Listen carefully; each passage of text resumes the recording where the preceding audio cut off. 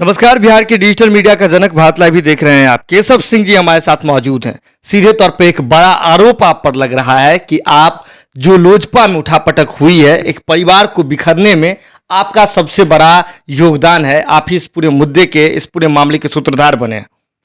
देखिए, अब आप लोग जो आरोप लगाइए चाहे जो कहिए, मैं सहर्ष स्वीकार करता हूँ। लेकिन लोजपा में जो भी हुआ है, इसका सारा का सारा पृष्ठभूमि चिराग पासवान स्वयं लिखे हैं। इसमें मेरा दूर दूर तक हाथ नहीं है। मैंने उनको 3 दिसंबर से लेकर के 3 दिसंबर क्या, लोग विधानसभा चुनाव के पहले ही से उनको अवगत कराते आ रहे हैं, बताने का प्रयास किए हैं, मैसेज किए हैं, फेसबुक पर डाले हैं।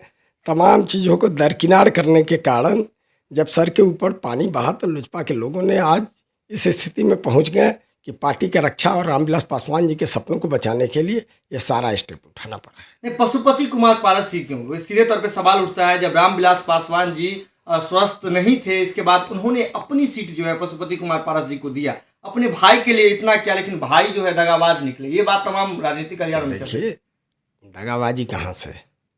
आपको रामविलास पासवान जी का राजनीतिक इतिहास को जानकारी प्राप्त करना होगा कि रामविलास पासवान जी देश के बड़े मंजे मंजाए और अच्छे नेता थे। लेकिन उनके जितने भी राजनीतिक स्टेप थे, चाहे कार्यक्रम थे, सारा का सारा पॉलिटिकल प्रबंधन कौन करता था? वह प्रबंधन करने का काम पशुपति कुमार पारस और हम लोग किया करते थे। पर्दे के पीछे हम लोगों की भूमिका रहती थी और रामविलास पासवान जी का हर एक सभा कराना, कार्यक्रम कराना, कार्यकारिणी का बैठक, कार्य समिति का बैठक या पार्टी में क्या होगा, ये चीज़ को हम लोग कर करके देते थे। तो रामविलास पासवान जी का असली उत्तराधिकारी तो पार्टी के नियम, सिद्धांत और लोगों के आस्था को देखते हुए पशुपति कुमार पारस ही थे। लेकिन चिराग पासवान जी को लॉन्च किया गया 2014 में।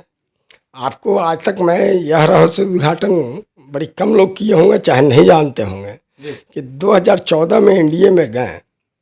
उसका पृष्ठभूमि सबसे अधिक भारतीय जनता पार्टी का उस समय के 2 नेता, शाहनवाज हुसैन और राजीव प्रताप रूडी, साथ में राजनाथ सिंह की बहुत बड़ी भूमिका थी।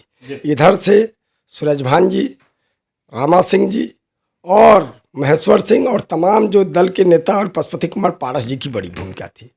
ये तमाम लोग मिल करके गठबंधन बना दिए।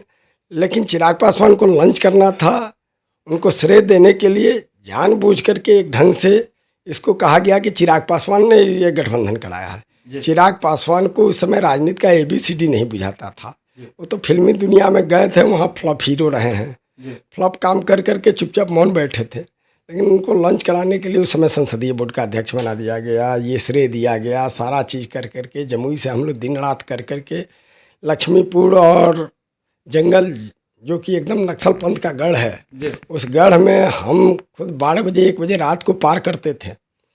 और क्योंकि तारापुर का मुझे जब वहाँ कोई इनको समर्थन नहीं मिल रहा था, तो तारापुर ऐसा जगह जा कर के संभाले और 17,000 वोट से उस समय जिताने का काम किए तारापुर में।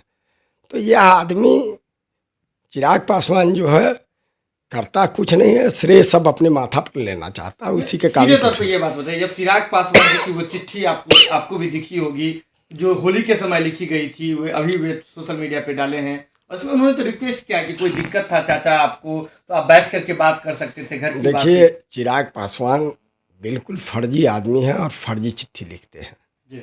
मैंने उनका फर्जीवाड़ा का घोषणा पूरा आपको हम जनवरी में एक फेसबुक पोस्ट 19 या 20 जनवरी के आसपास में डाले हैं कि वो कैसे फर्जी हैं और कितने फर्जीवाड़ा किए हैं।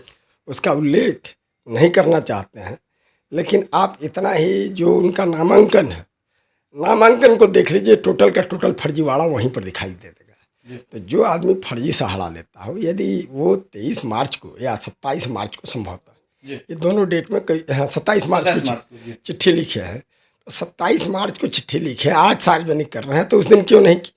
परिवार में यदि कोई विवाद है तो परिवार में चिराग पासवान और पशुपति कुमार पारस जी नहीं थे। परिवार में चाची थी, चाचा थे, माँ थी, भाई लोग चचेरा थे, बहन लोग थी, फूआ थे, फूफा थे। तमाम लोगों के पास ये अपनी बात को रखते और समस्या का समाधान हो जाता। प्रिंस राज जी पर एक आरोप लगाने के भी मामला उस पत्र में उन्होंने उल्लेख किया है कि प्रिंस राज जी पर यह आरोप सही रहता तो काहे इतना दिन वो प्रदेश अध्यक्ष बना कर रखे थे, क्यों नहीं उस समय एक्शन लिए, क्यों नहीं उस बात को उठाए कि आज उठा रहे हैं।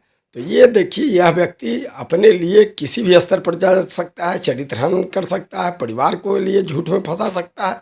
यह आदमी का कोई अस्तित्व नहीं है। नहीं, लेकिन सबने तो देखा कि चिराग पासवान जी हाथ में वो, जब उनका तबीयत खराब था वो, तब वो अब खुद से गाड़ी चला करके पहुंचे थे, दरवाजा नहीं खुला सर। 18 नंबर का बंगला कहा जा रहा है उनके पिता की बदौलत मिली थी, फिर भी दरवाजा नहीं खोला गया। पहले बात सुनिए, राजनीति में पिता पुत्र कुछ नहीं होता, राजनीति में सबका हैसियत होता है। पहला ये चीज़, हम तो किसान के बेटा हैं, यहाँ तक पहुँचे हैं तो क्या किसान के बल पर पहुँचे हैं?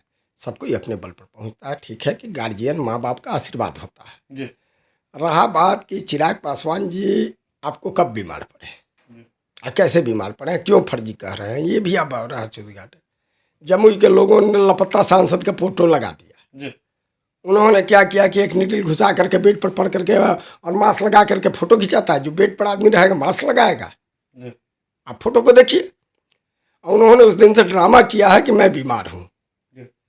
जब ये प्रकरण तेज हुआ तो जान से और बैंडेज और हाथ में बांध लिए और गए खुद गाड़ी चला के। कितना दिन गाड़ी चला के चलते थे? वही 12 जनपद में था कि जब चिराग पासवान घर से बाहर निकलते थे तो भेड़ बकरी के तरह जो कैंपस में लोग रहते थे, चाहे क्षेत्र के लोग रहते थे, चाहे कोई नेता पदाधिकारी रहता था, गर्दन में हाथ लगा के बंद कर दिया जाता था कि साहब निकल रहे हैं, दर्शन नहीं होना चाहिए, डिस्टर्ब न करे पब्लिक।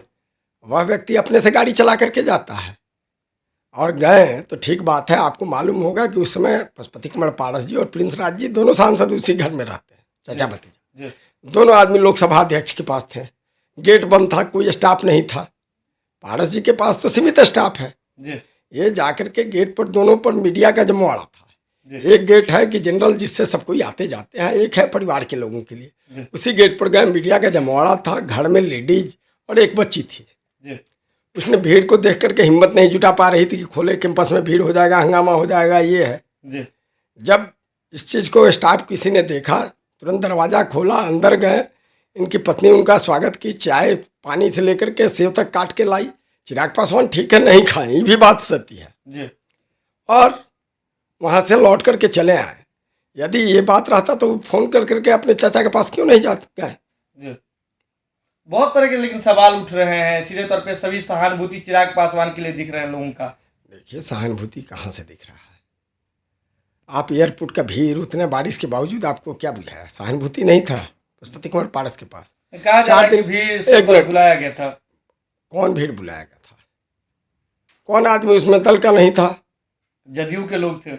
जदयू के थे? केशव सिंह के अलावा बता दीजिए एक नाम। दिनेश सिंह जी का नाम आ रहा है। और दिनेश सिंह की पत्नी ऑलरेडी MP है लोजपा की।